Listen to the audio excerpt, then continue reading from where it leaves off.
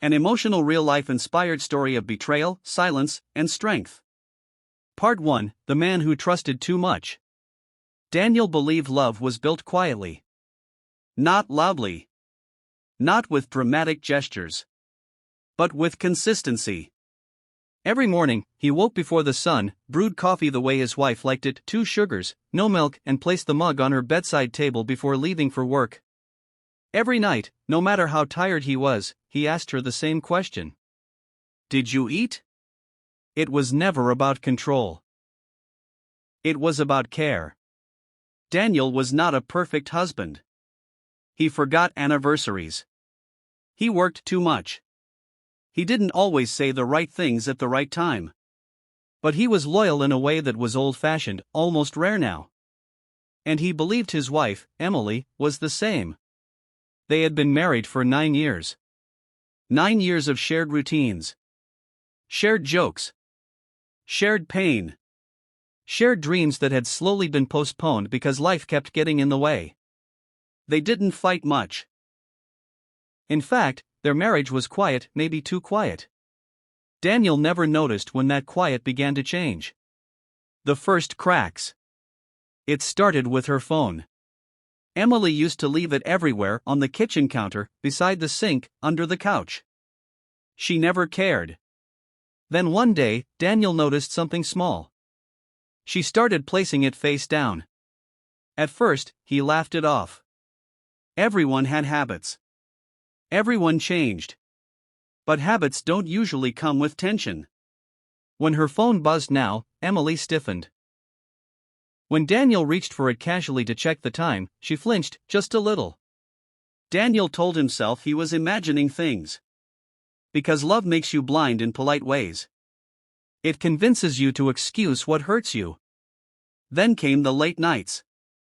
I'm staying a bit longer at work, Emily said one Thursday evening, slipping on her coat without looking at him. Daniel nodded. Okay. I'll keep dinner warm. She didn't kiss him goodbye. That happened again the next week. And the week after that. Emily used to talk about her day. Now her answers were short. Work was fine. Just busy. Same as always. But Daniel knew her. And this wasn't same as always. The silence between them.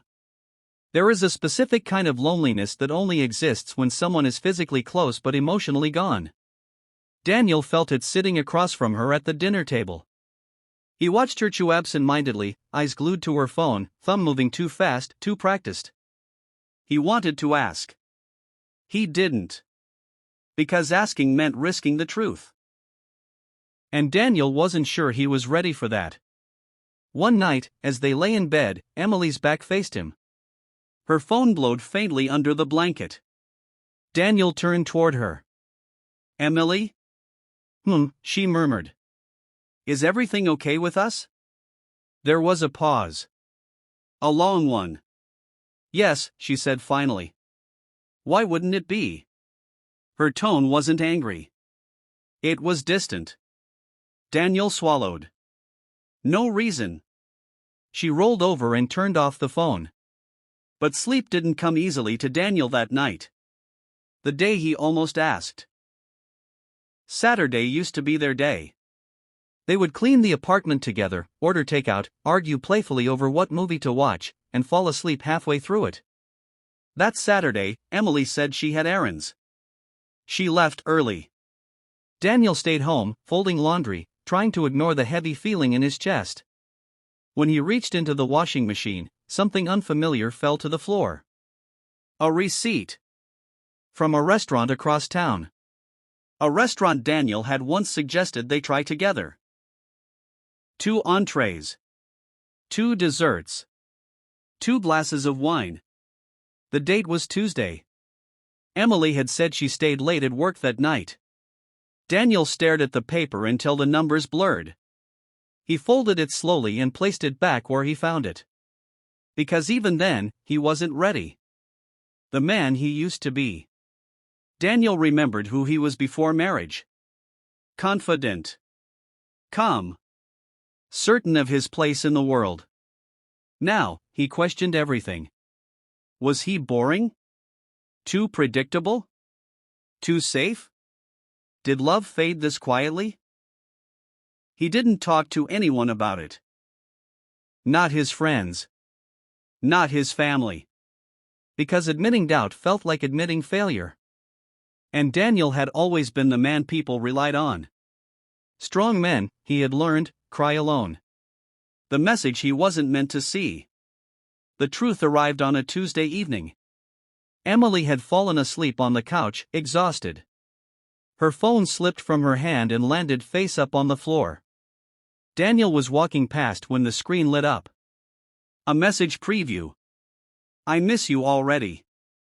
Tonight was perfect. The name wasn't familiar. Daniel froze. He stood there for a long time, staring at the phone like it might explain itself. His hands shook as he picked it up.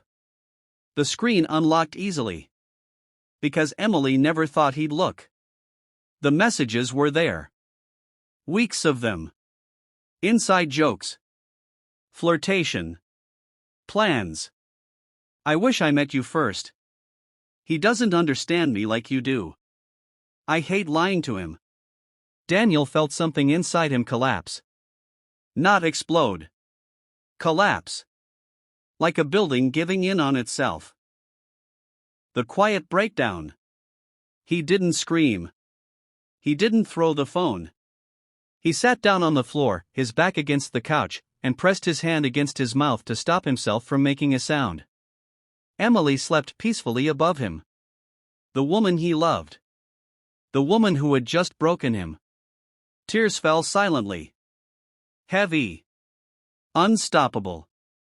Daniel cried the way men do when they don't know how to survive the next moment. What comes next? That night, Daniel didn't confront her. He didn't wake her. He tucked a blanket around her shoulders. And went to the spare room. Because somewhere deep inside him, beneath the pain, a question formed. What kind of man do I want to be after this? The truth he couldn't escape. Daniel didn't sleep that night. Not even for a minute. The spare room felt colder than it ever had before. The walls seemed farther apart, like the house itself was holding its breath. Every time he closed his eyes, he saw the words again. Tonight was perfect. Perfect. That word echoed in his chest like an insult. By morning, his eyes were red, his head heavy, but his mind painfully clear. The truth didn't disappear with daylight. It sat with him at the breakfast table. It followed him into the shower. It stood beside him as he tied his shoes. Emily acted normal. That hurt more than anything. The mask she wore. Morning, Emily said softly, sipping her coffee. The same coffee he had made for her for years. Daniel watched her hands. Steady. Relaxed. How did you sleep? She asked. He almost laughed. Fine, he replied. It was the first lie he told her since they met. Emily smiled, grabbed her bag, and kissed his cheek. Quick, distracted. I might be late again tonight. Daniel nodded. Of course she would be. The door closed behind her, and something inside Daniel finally snapped, not into anger, but into resolve. He needed certainty. Not suspicion. Not imagination. Truth. The confirmation. Daniel took the day off work. He followed her. Not like a jealous man. Like a broken one who needed closure. Emily didn't go to her office. She drove across town. Parked near a cafe. Daniel sat in his car, heart pounding so loudly he was sure someone could hear it. Then he saw him. The other man. Tall. Well-dressed. Confident. Emily stepped out of her car and smiled. A smile Daniel hadn't seen in months. She hugged the man. Not politely. Intimately. Then they walked inside together, laughing. Daniel's chest tightened. But he stayed. Because leaving now would mean living with doubt forever. Through the cafe window, he saw it all.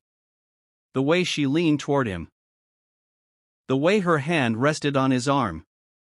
The way she looked at him. That look used to belong to Daniel. Now it didn't. The moment everything broke. When they kissed, Daniel looked away. Not because he couldn't see it, but because he felt something inside him finally die. Not love. Hope. He sat there for 20 minutes after they left, staring at nothing. No tears came. Pain had moved past that stage. On the drive home, he didn't speed. He didn't cry. He didn't scream. He just felt empty.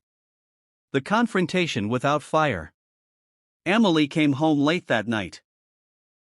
Daniel was sitting at the dining table, hands folded, calm in a way that felt unnatural. She stopped when she saw him.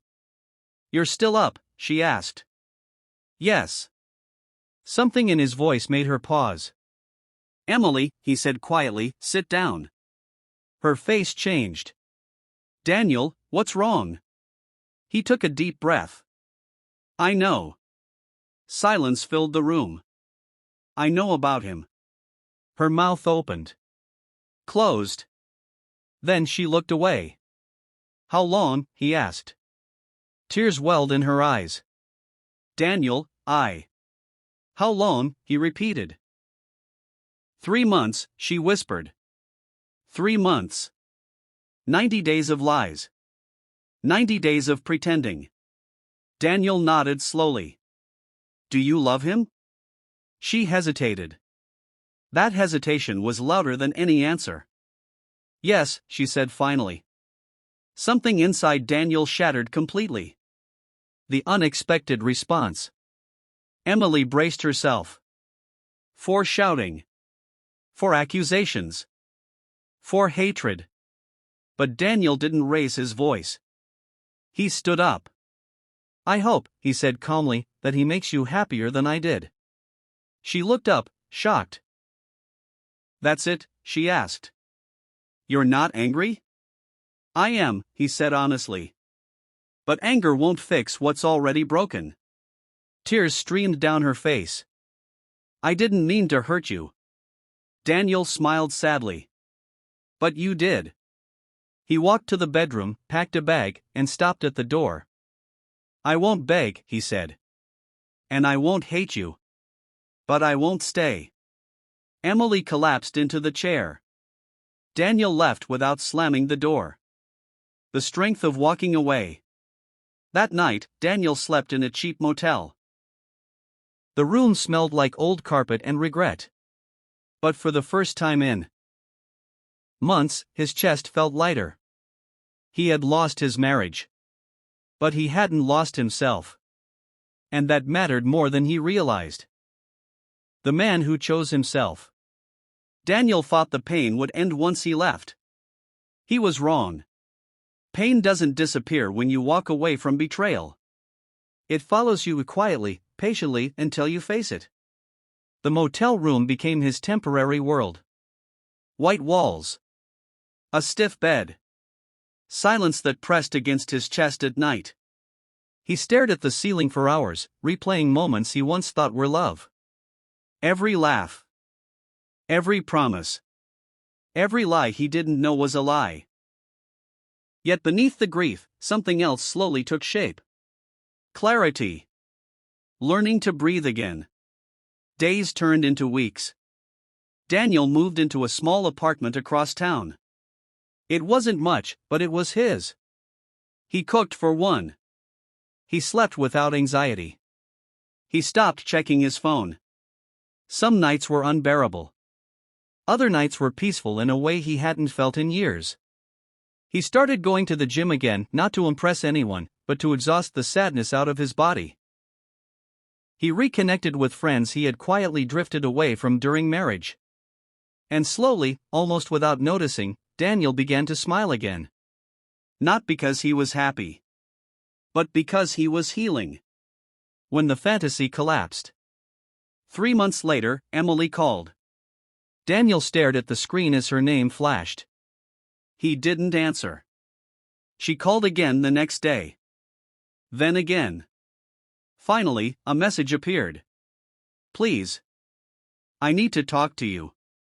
Daniel waited 2 days before replying. One conversation. That's all. They met at a quiet park where they once planned their future. Emily looked different. Thinner. Tired. Broken in a way Daniel recognized too well. Her eyes filled with tears the moment she saw him. I ruined everything, she said.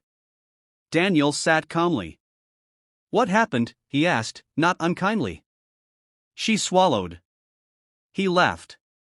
Daniel nodded. Of course he did. The man who promised me everything didn't want responsibility, she whispered. He wanted excitement.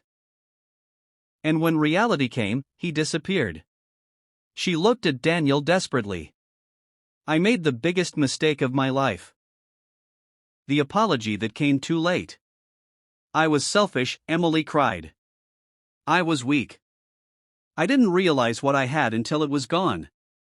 Daniel listened. Not as a husband, but as a man who had already mourned the marriage. I miss you, she said. I want us back. The wind moved gently through the trees. Daniel spoke softly. I loved you in ways you'll never fully understand, he said. I stayed loyal when it was hard. I believed when it hurt. Emily reached for his hand. Daniel pulled back. Not harshly, but firmly. But love without respect destroys a person, he continued. And I almost lost myself loving you. Tears streamed down her face. Can't you forgive me? Daniel nodded. I already have. Her eyes filled with hope. But forgiveness doesn't mean return, he added. Hope faded. The final goodbye. I forgive you, Daniel said, standing up. Because holding on to anger would poison me. Emily sobbed. But I choose myself now. She collapsed onto the bench, crying. Daniel looked at her one last time, not with hatred, not with longing, but with peace. I hope you heal, he said. I truly do. Then he walked away. And this time, he didn't look back. The life after pain. Months passed. Daniel changed jobs. Moved to a brighter apartment. Started traveling alone, but never lonely. One evening, sitting in a cafe, a woman smiled at him. Not because she needed him. Not because he saved her. But because she saw him. And Daniel smiled back. Not rushing. Not afraid. Because the man who once begged for honesty had learned something powerful. Losing the wrong person is not a failure. Losing yourself is. And he never would again. Sometimes the strongest revenge is dignity. Sometimes the bravest love is walking away. And sometimes kindness is choosing yourself.